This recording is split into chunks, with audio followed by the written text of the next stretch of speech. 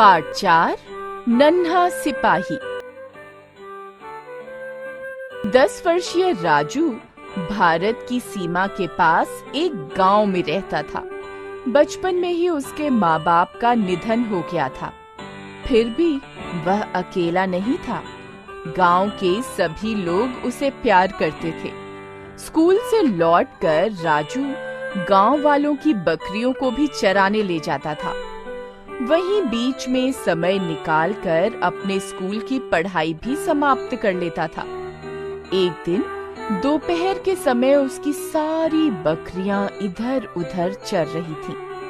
वह एक पेड़ के नीचे बैठा अपना स्कूल का काम कर रहा था। अचानक उसे दूर से फौजी अफसरों के भारी भरकम बूटों की आवाज सुनाई पड़ी। पिछले कुछ दिनों से पड़ोसी देश के कुछ आतंकवादियों की आसपास के इलाकों में घुसपैठ जारी थी। पड़ोसी देश की इन हरकतों से गांव वाले भी परेशान रहते थे। वे लोग गांव में लूट खसोट व मारपीट भी करते थे। राजू सोचा करता था बड़ा होकर वह भी फौज में भर्ती होगा और अपनी बंदूक से इन सब दुश्मनों को मार गिराएगा। राजू अपने विचारों में खोया हुआ था कि फौजियों के कदमों की आवाजें एकदम उसके करीब आ गईं। बहुत से फौजी बड़े मैदान में कुछ बातचीत कर रहे थे। उत्सुकतावश वह उनके करीब चला गया। वह चुपचाप उनकी बात सुनने की कोशिश कर ही रहा था कि उनमें से एक बड़ी-बड़ी मूंछों वाले हट्टे-कट्टे वर्दीधारी भारतीय सैनिक अधिकारी ने कड़क आवाज में उससे पूछा, कौन हो तुम? मैं एक बार तो राजू घबरा गया, पर फिर जोर से सीना तानकर जवाब दिया, मैं इस देश का नन्हा सिपाही हूँ। राजू का जवाब सुनकर फौजी मूंछों में मुस्कुरा दिया। उसकी आवाज नरम पड़ गई। प्यार से उसने पूछा, तुम्हारा नाम क्या है? मेरा नाम राजू है। मैं यहाँ के सोना गांव का रहने वाला हूँ। राजू ने गांव की ओर इशारा किया। पर तुम यहाँ क्या कर रहे हो? तुम जानते नहीं, यहाँ से थोड़ी दूर पर ही हमारे और दुश्मनों के बीच जोर से लड़ाई व गोलाबारी चल रही है? एक फौजी ने पूछा। राजू ने जवाब दिया, हमारे लिए तो यह रोज की बात है। मैंने तो ऊपर भारतीय सेना की चौकी भी देखी हुई है। राजू ने अपनी प्यारी सी बकरी के सींग पकड़कर उसे अपने पास घसीटते हुए कहा। एक दिन घास चरते-चरते ये काली ऊपर चौकी तक पहुंच गई थी। तभी इसे ढूंढते हुए मैं उस चौकी तक गया था। पर यहाँ से तो वह जगह बहुत दूर है।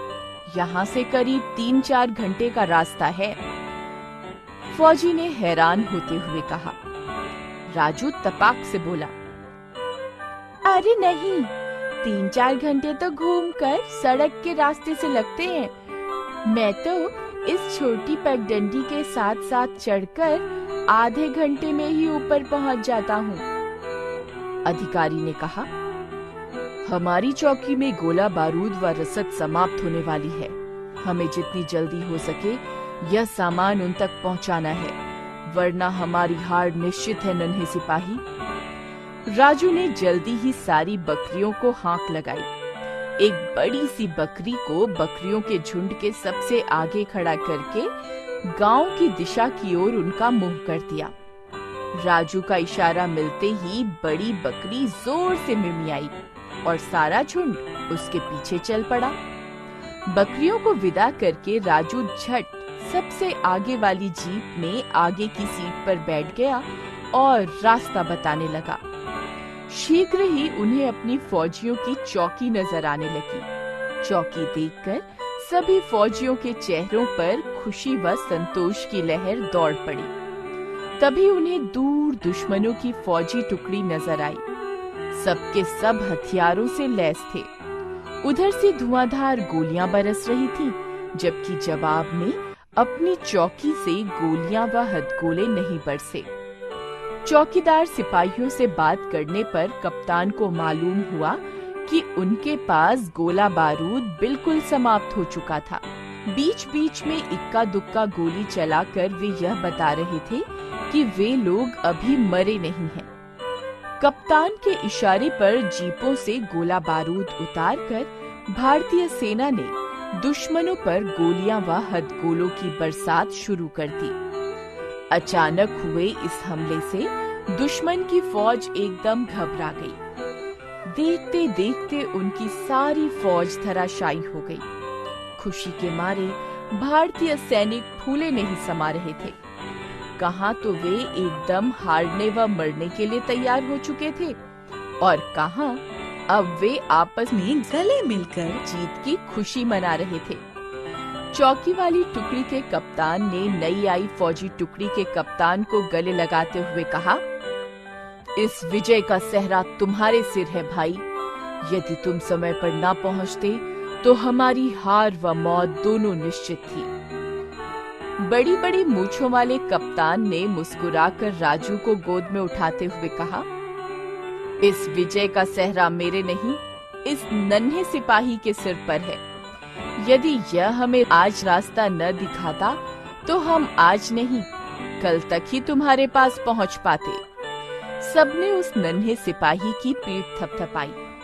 कप्तान ने पूछा, बोलो तुम्हें इनाम में क्या चाहिए?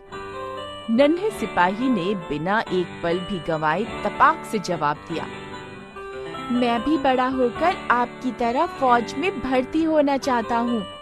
मैंने सुना है इसके लिए बहुत बड़े स्कूल में जाना पड़ता है, लेकिन मेरे पास पैसे नहीं है। कप्तान ने मुस्कुराकर कहा, चिंता मत करो, हम तुम्हारा दाखिला सैनिक स्कूल में करवा देंगे। तुम्हारी पढ़ाई का सारा खर्च उठाना अब हमारी जिम्मेदारी है। तुम हमसे भी बड़े सिपाही बनोगे नन्हे सिपाही। सभी फौजियों ने नन्हे सिपाही को जोरदार सैल्यूट मारा। अपना इंडिया, गोल्डन बुक्स का दीवाना, गोल्डन बुक्स का दीवाना। पढ़ाई हो जो करनी, जरा भी ना घबराना, जरा भी ना घबराना। गोल्डन बुक्स को अपनाना, अपना इंडिया। बुक्स का दीवाना, गोल्डन बुक्स का दीवाना।